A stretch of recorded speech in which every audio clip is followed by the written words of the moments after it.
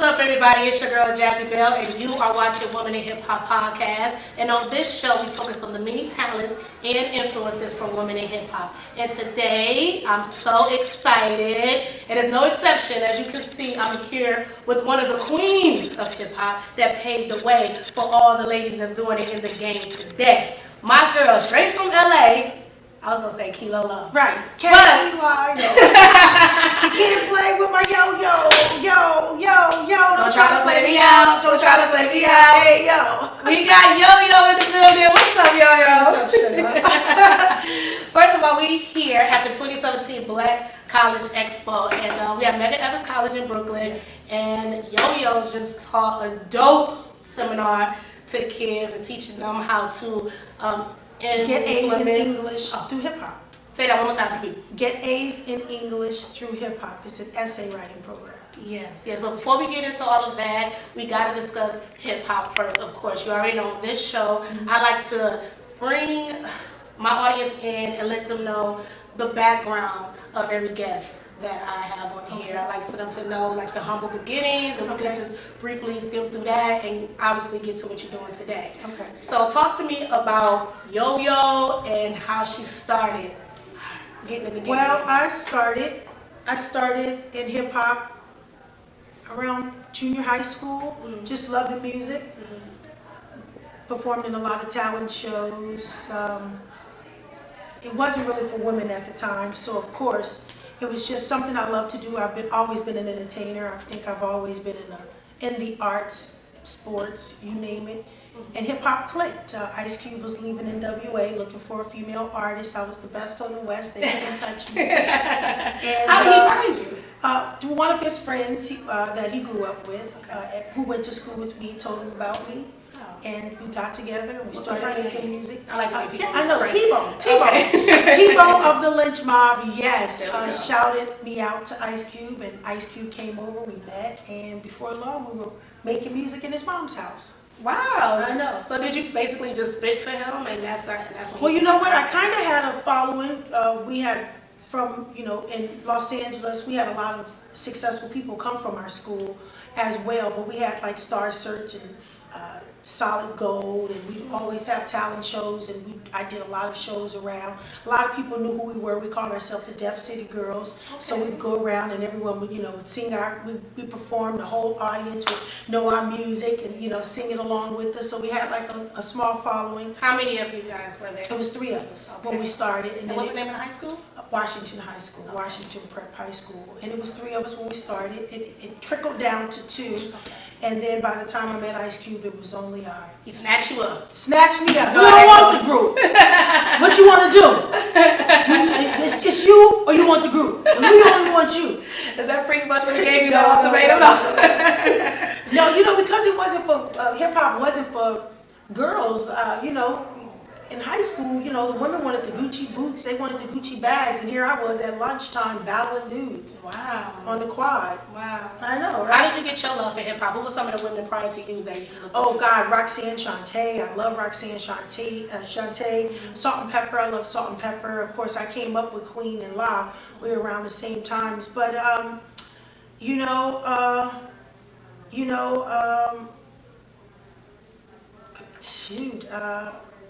so many women from those times. I just drew a blank on my girl, and now she sings.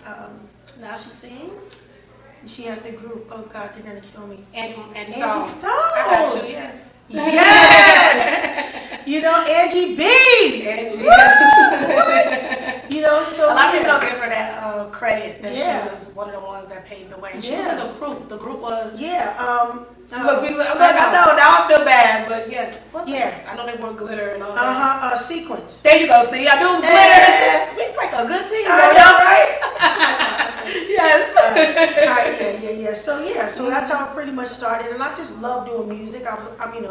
I'm a clown anyway, so I love performing and all of that good stuff, but hip hop clicked for me. Yeah. So when you linked up with Ice Cube, one of the first records that y'all did that was huge was on his album, America's Most Wanted. It's a Man's World. Exactly. It's a Man's World, yeah. Talk to me about that record. Well, It's a Man's World was because getting to know Ice Cube, he said, okay, yeah, I'm working on my album. I want you to come in and be a part of It's a Man's World. And it was really like an introduction. Yeah, it was really just like an introduction. It really was, it was big for me. Cube was big. Well, NWA was really big, especially in Los Angeles, and when I found that Cube was the writer and he was like the meat of the group, I was excited to be a part of it and looking forward to, going to New York and working on my own project. So I was excited. So after doing that record, I always read that it was like a favor for a favor, which sounds like, I don't like to say that because y'all are a unit. Right. So what do you mean? As far as you doing It's a Man's World and then him getting on your iconic hit, Don't Play With My Yo-Yo. Well, you know what? We wrote that song together at his mom's house. We were writing and he came. I'll never forget, we were writing and he told, I used to go over his house and he came in. He was like, oh my God, you'll never, I wrote this song. And he was, and I was like, what? And he was like, yeah. So we're in the hallway and he just was like, my name is Yo-Yo, I'm not a ho no. And I was like, oh! He was like, I like to flow so swift, it's got to be a gift. So yeah. So the beginning of it, he wrote it and he was like, and then the hook will say, you can't play with my yo-yo. And I was like, oh! So we was all excited about it. And we went on just to write together. He wrote the idea and the introduction of the song. And he pretty much finished it. Yeah, we finished it together. Cube was really instrumental in my career before. I had no writer's help when I was just doing it on my own and trying to get in. But once I got in with Cube, he was so creative. He would get off the plane and he like, oh my God, I got something for you. And I have to tell him like, hold up, don't you're not writing all my stuff on it. But he loved to write and we wrote together a lot. And really he just gave me ideas because my music, when I, fresh out of high school, was on a basic level. And so him, who had already been in the industry, was trying to always, and we fought about it a lot, because I thought that maybe he was trying to be too controlling over my music. But now you look at it now. I learned during the process that it was just him lifting me up, saying, okay, your raps are basic. You need to make it universal. We need everybody. What the kids call leveling up rap, right? Exactly. Now. Yeah. So, always a great guy, still to this day. Yeah, I see that y'all stay in touch. I saw that you were just on Hip Hop Squares.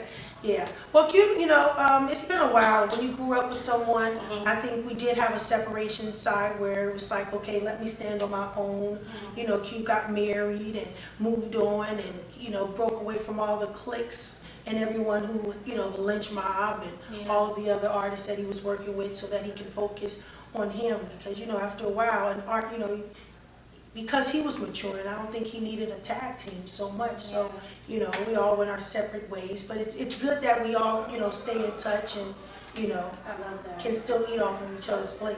Yeah. How do you, what were your fondest moments? Because now that I'm thinking about that time, it was so fresh, right? And it was so much fun. Yeah. And I just feel like that was the best era of hip hop so far. Because I feel like hip hop is going to be everlasting. Right. What is your fondest moments from back then?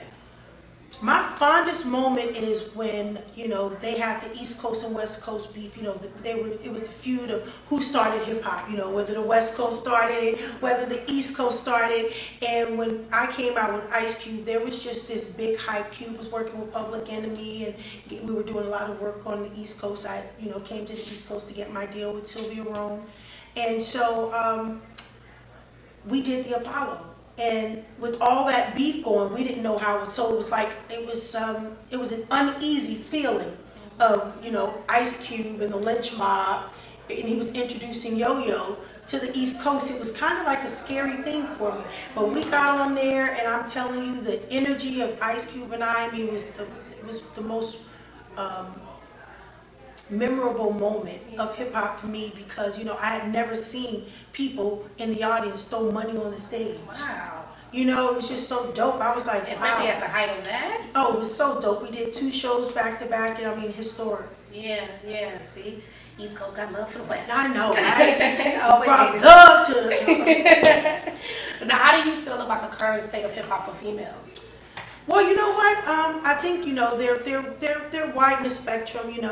They're opening the door for more women to be creative, and you know, it's always a up and down thing, but I love to always give credit. I do have my opinions about, you know, certain things in hip hop that I wish I could be a big sister to the women, some women in hip hop.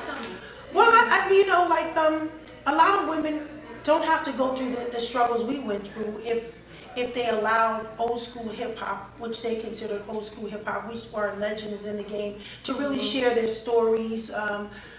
Because when I got in the industry, I thought that I was going to have more support. I thought that I was going to have more sisterhood, and people would kind of guide you through, because, you know, it's an industry that you know nothing about, coming straight from high school. And it's not dominated. Yeah, and thrown into a world of music, not really understanding what's the demo. I mean, you know, how powerful hip hop was becoming at that time, and not really having the leadership. You know, you said you didn't want to fall into the temptation era where you have to work your whole life, or you thought, you know, because you can make so much money, but without guidance and leadership, you know, you make a lot of wrong choices and wrong decisions. And I wish that I could have more of an impact, of a big sister role. Why do you feel like you don't?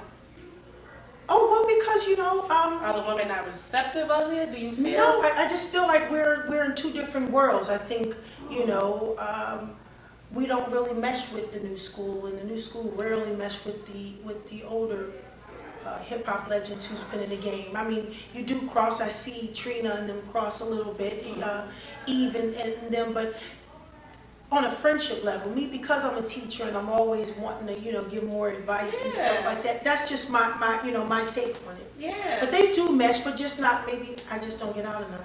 Maybe. I was about to say, because I really think with your personality, you're so warming and you're so down to earth. Yeah, you know what? I think, well, I see a lot of stuff that, you know, like, you know, I want to tell, you know, some of the women, you know, even the young girls, you know, you don't have to follow every trend, and, you know, and although this, you know, this whorish rap is just so popular right now, you don't just have to follow that whorish trend, because you want to have longevity, and you got to start figuring out a way out now, because you have to set a foundation for yourself. Music, it will take you so far, but then you have to, you get to a place where you have to transition, and we all transition in life, and you want them to be able to transition easy, but you have to start setting that up now. And I didn't know that, and I want to tell them, you have to start setting that up now. You know, some people who've done PR for forever, you know, they get out of PR from doing it for 26 years, and they're like, what am I going to do now? You know, not really having set something up, but work for a major label their whole career.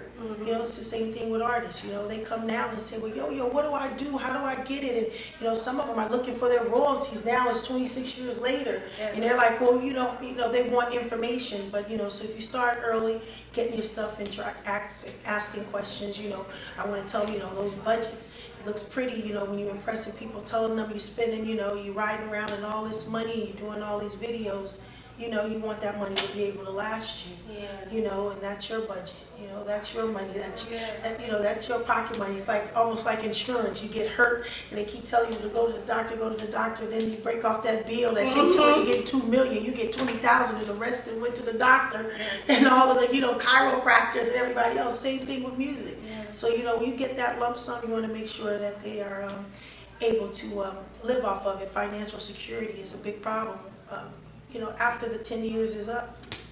I want to do a seminar, and I would love for you to be a part of it, or like a panel of women to do that, because you're teaching. I mean, I sat there in the class that you taught, and you're great at it. Thank you. You have such a gift for that. Thank you. And I would love for you to sit there and talk to the up-and-coming ladies, even the ones that's doing it right now, and the ones that want to come up and do it, just to teach them that. And I felt like that's what Cube was dope in after watching Straight Outta Compton. And I saw that he started to really indulge into the business side of it. So the fact that you was attached to him, and I'm sure he played a huge part in that as well. Talk to me about your acting career, because I want to get into that as well. Actually, no, because we're here at Medgar Evers College. Because I just talked about how you have a gift for teaching. Talk to me exactly about what you're doing here at Medgar Evers. Well, the School of Hip Hop is a performing arts school. We do arts and academics. And when school is on break, the kids come and play at the Yo-Yo School of Hip Hop. We do beat production. We do lyric writing. We do theater, vocal training, and artist development. And then during the Black College Expo, college tours, I am an ambassador. I do 2 seminars. I teach how to get A's in English through hip hop. And I just show them how to make sentences into paragraphs and paragraphs into essays. Now, one of the things that you say that's like your, what do you call it, like a motto? How do you make say a it? statement and you back it up. You More make a time. statement and you back it up. You do what? You do what? You make a statement and you back it up. You make a statement and you... So that's basically how you break down, how you write your lyrics and you implement that into everyday English life. Yeah, well, you know, kids, what I've learned is, you Love know... it, by the way. Now you're going to have that stuck in my head. I know, right? That's a life rule right there. I feel you said. You make a statement and you back it up. So if I say I'm going to do something, right, I'm going to do it. You got to do it. And in writing, if I make a comment, if I make a statement, then you back it up with all the information. Yeah, especially the difference between writing and speaking is speaking, you don't have to back up anything. I can tell you information and I can just let it fly off the handle. But when you're writing it, you have to show proof. Okay. Now, on this show, I do like to talk about like some of the urban myths because of what happened back in the day. Okay. And since you lived it, okay, I would love to know, as a fan, all the things that was like happening back then. So I was online, and I feel like a lot of people leave you out of this. And I heard that Demetrius Chip Jr. was here. He the one that played Tupac on. Oh yes, he's here. Yeah, I haven't seen him yet. Yeah, but it's been known that you and Tupac dated. Yes, back in the day. Right. Now, why do you feel that they don't never mention that as often as they do with like some of his friends that they always connect him with? Because once I did my research, y'all were really close and it was really obvious. So why do you feel like that's kind of left out of the legacy of Tupac, you guys' relationship? I have no idea. I mean, you know, I don't know. I think people mention it. I just think, you know, when they're doing a movie, it was probably hard. He did have a great relationship with Jada, so they probably wanted to you know, when you're creating a storyline. And then he had so many other women that, you know, probably they, you know, didn't want to mention if they brought one in. They probably have to bring them all in. And I have no idea, but, you know, I was kind of happy they didn't. Why?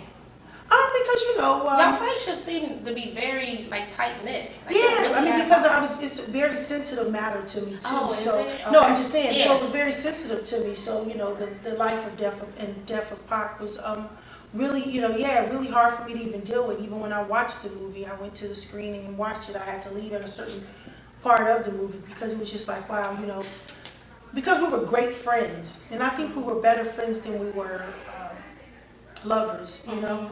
But we were friends. How did you meet him? We met. We were actually on the road together. We you know, he was a roadie. He was out with Digital Underground, and we were on tour. And he and I would talk about everything. And he was just, you know, he was a lover. He was romantic. He would write letters, and you know, we would sit and talk. We would take walks, and you know, we could talk about his life. He had a lot of issues with his, you know, of course, his mom, and growing up, and you know, he had high expectations, you know, and he was militant, and you know, very attractive to me. He was a dope artist, and you know, I was attracted to him because of his art, actually. Yeah. And then we became friends. So what is your fondest memories of Tupac and you guys? Oh God, my fondest memory is, you know, just that no one knows, because I feel like there's a lot of stories out there, and I feel like it's starting to become redundant when it comes to Pac. And me being a huge fan of hip hop, of course, but being a huge fan of Pac, I'm like, what? How was he? What was like a moment where it's like, I don't think a lot of people know this about Pac. Well, you know, everybody pretty much they've kind of, you know, taking him in and out, but you know, he was just... And you don't get the chance to really tell your story and your relationship with know, him. but so what was it that you two had that you was like, y'all don't even know? Well, no, you know, we that you could share. Yeah, well, I mean, we were just great. You know, we were just great friends. We had the best relationship. I mean, without speaking, we understood each other. You know, and even to his death, you know, we when I saw him on the bed, you know, I could just look in his eyes, and you know, we were talking, and you know, so we just had a great relationship. It's so sad that, you know, so young and so talented. Now you were there that he had to die. The last time. Yeah, that he got. Now, is it true? Now, the urban myth was that his mother called you and let you know. So that is true. Mm-hmm. Yeah. So when you saw him, that he passed away? Yes. His sister called me and told me that he passed away. So it wasn't his mother? Yes. Right. Yeah, I thought for sure he was going to pull through. And I was looking at, I don't know if you saw it, but it just aired the other day. Oxygen? No. Oh, I didn't see it, no. Which Ice-T. Yeah, and they interviewed Suge, and Suge said that, he could have been alive. He's still alive. Yes. What are your thoughts on that? Pac is dead. Okay. Well, that wasn't really the question, but I mean, I like that you did touch on that because I would love to know your input on that. You know why he said that, though? Because he's saying the same thing that you just said now. When you saw him right before his passing, he seemed fine. So to get the call that he passed, was that pretty shocking to you? Because it seemed like he was going to pull through. Yeah, and I have my myths to that too. Yeah. Okay. He was wounded. Pac was wounded.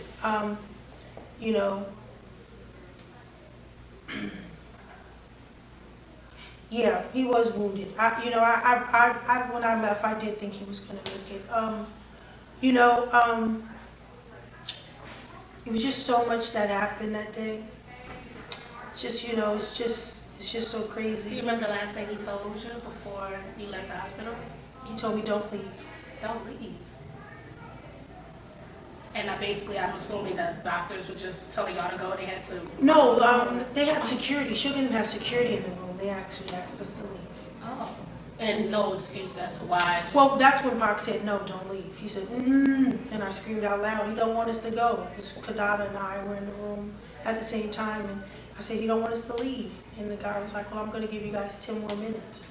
And there was no doctors in there checking on him. It was only security that was in another room who came through. There was no doctors. Was he able to verbalize? Was he able to talk? No, he wasn't talking. He had glue around his eyes. His head was really big.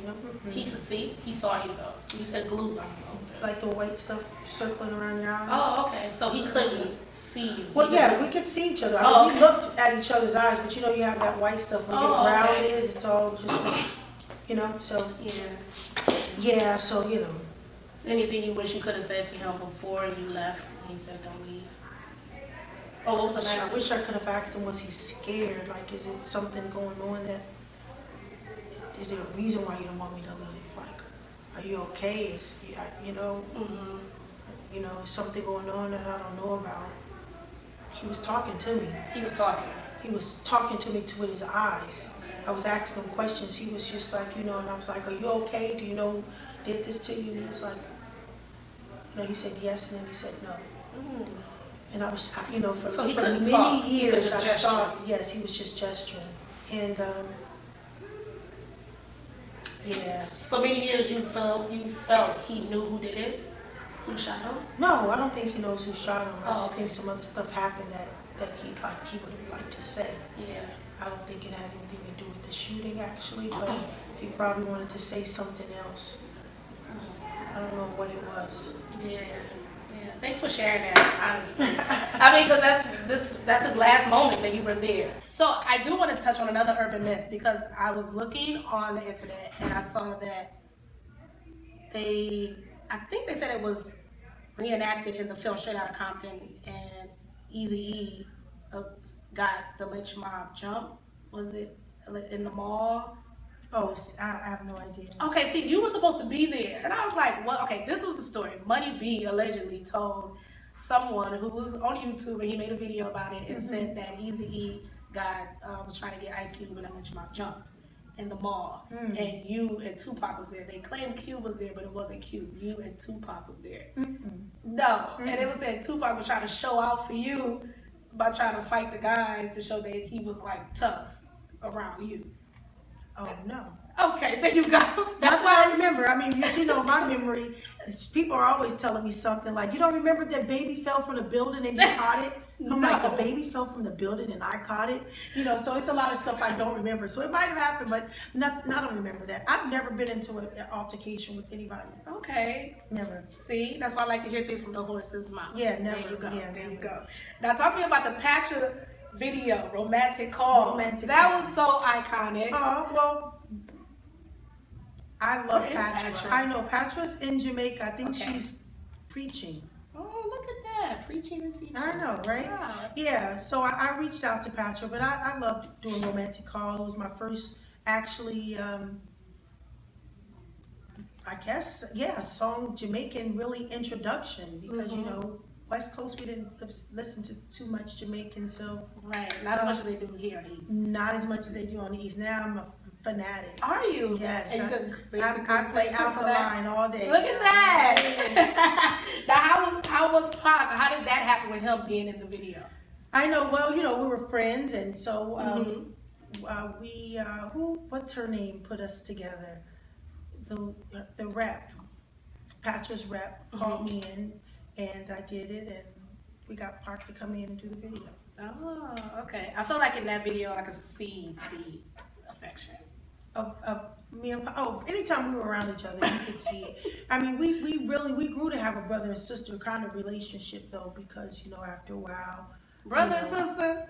Yeah, we really even with the intimacy and everything involved. Well, because I could call him. I mean, you know, I can call him and tell him anything. You know, I can call him and tell him just stop it.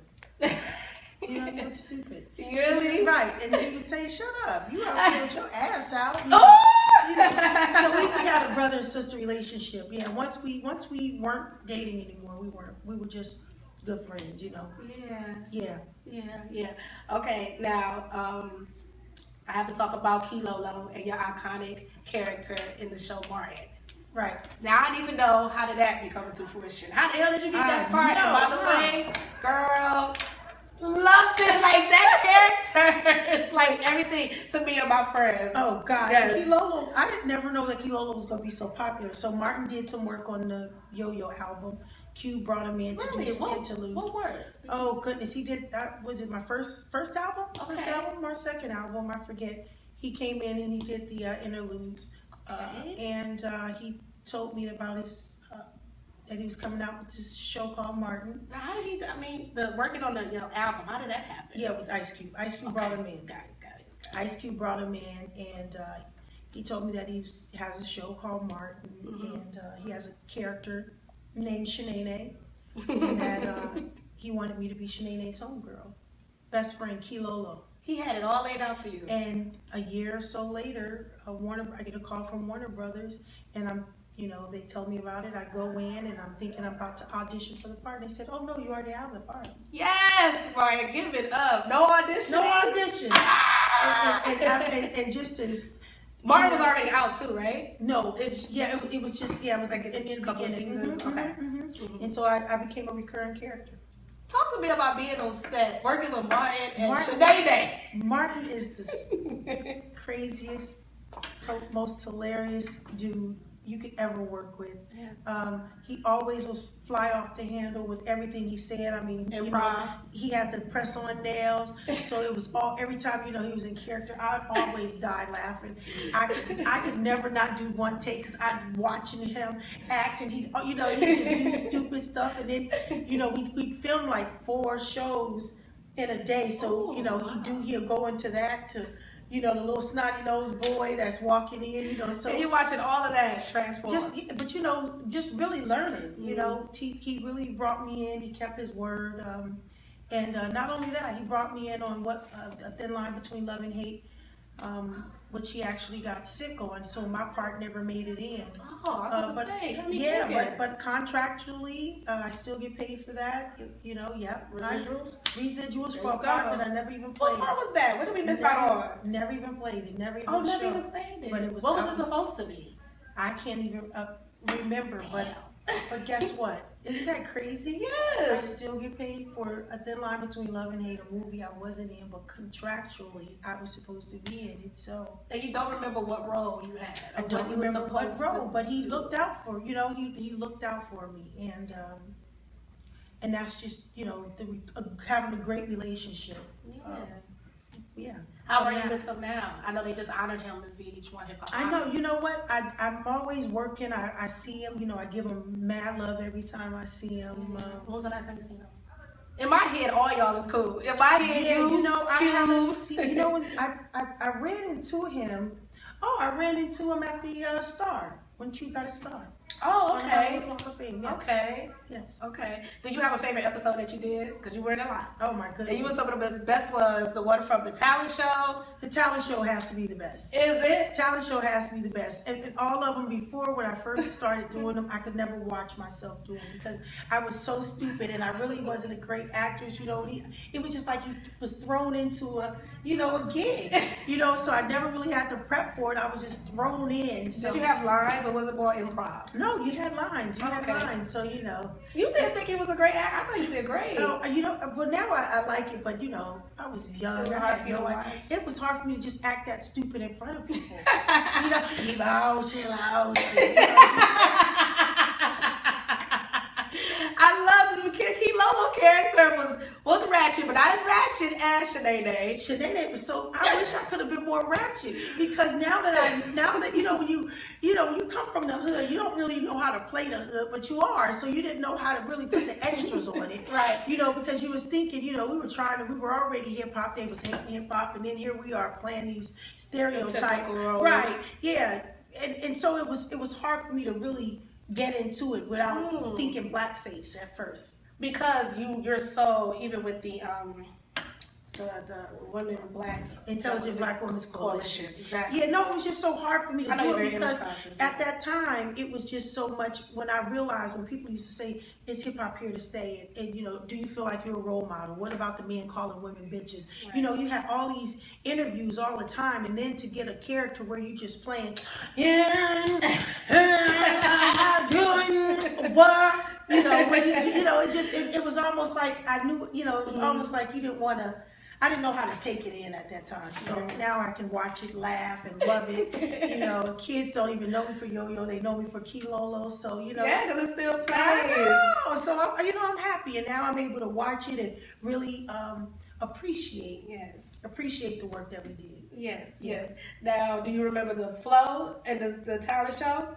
Don't nobody know me like my homie, so open up that 40. Shanae ain't halfway phony. Don't be trying to trick if you ain't rich. Shanae ain't no trick. You better have a grip. And if you ain't got no rims on that hoopty, don't be trying to scoop me. Golly, just let a sister be. You want some? Hey, you can't get none. I love her. You have no idea how much I love you. I have to show you the promo that I did for this, and I pretty much use all my favorite hip hop lines from all my favorite female rappers. And Don't Blink My Yo-Yo is definitely up there, so you can see that. Now on the show, unfortunately, it ended early to me. Don't you feel like it did?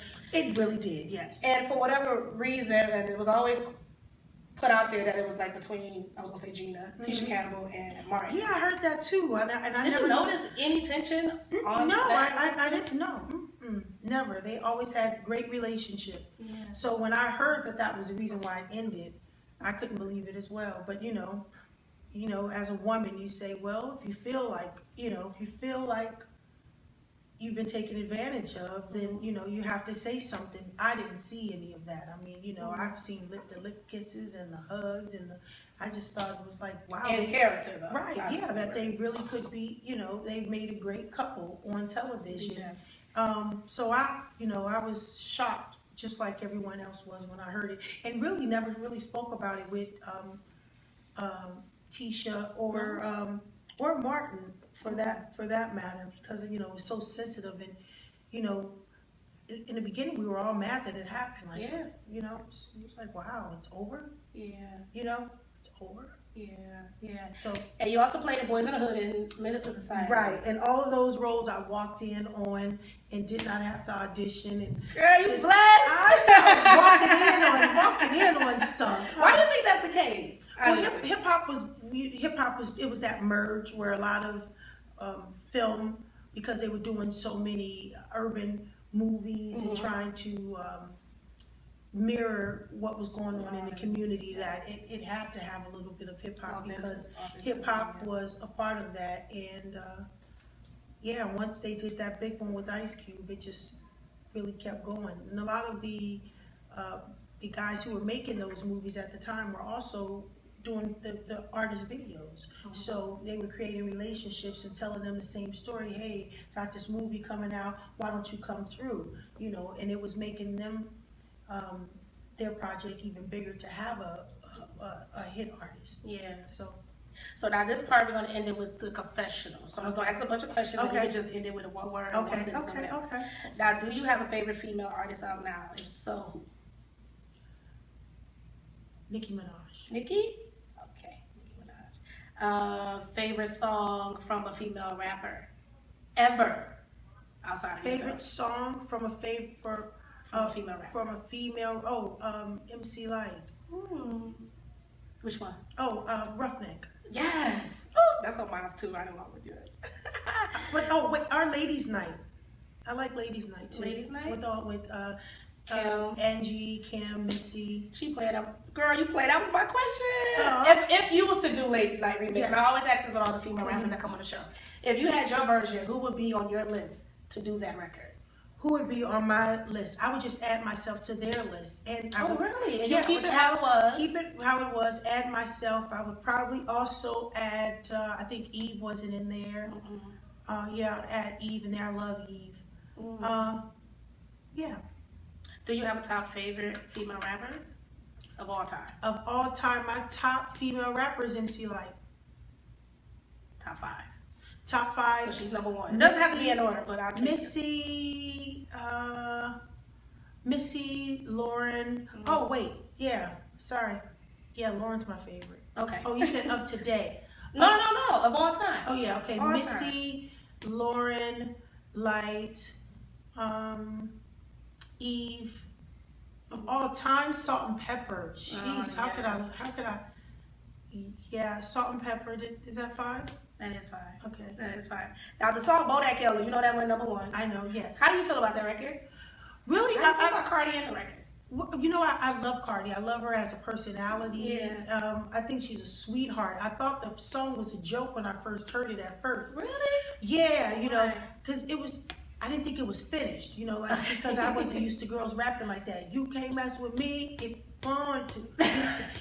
For real, you know, I didn't really, I thought it was unfinished or that someone wrote it for her and she hadn't learned how to really deliver it. But then, you know, it became very catchy. All the kids were loving it. And so one day I really listened to it and I found it catchy. I found myself singing it, and then I started wanting to support her because a lot of women don't get that support. So then I started really, you know, making an effort to support her and listening to it. And then I really started, you know, of course, I became addicted like everybody else to the song. Yes. Yeah, but her personality, I love watching her. You know, she reminds me of Nicki. You know, Nicki Minaj, I like her. You know, I don't like all the stuff they rap about. When it comes to, just because, you know, now that I know better, of course, I'm like an old rapper now because the kids are listening. But I love her personality. I love an artist.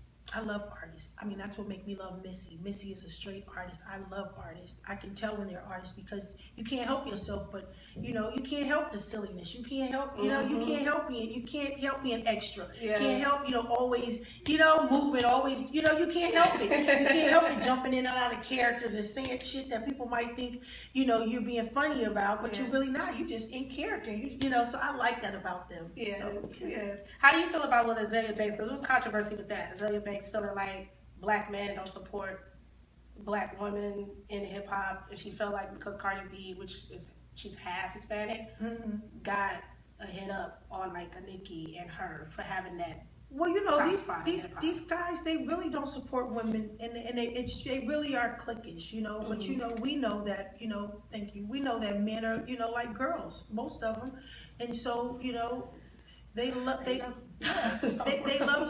to keep up controversy, and it's very rare that you find real men that really want to help women, and not just one woman, because you know the guys are always like, yeah, shit on her, yeah, you know, you better than her, you this and you that, and they like to pin us against each other and have us go against each other, and you know, so you didn't deal with any of that back in the day, did you? Did you feel like it was more of a camaraderie amongst women in hip hop back then? Yeah, we all. I mean, you know, everybody really stayed in their lane. I wish it was more of what we have. I mean, but you know, out of all the women then, we still don't have like a real sisterhood. I see Salt and Pepper, and then we'll give a lot of love, but you know, we don't call each other on a daily basis, or we don't check on each other. It's not like a hey Salt, happy birthday, or how was it back then though?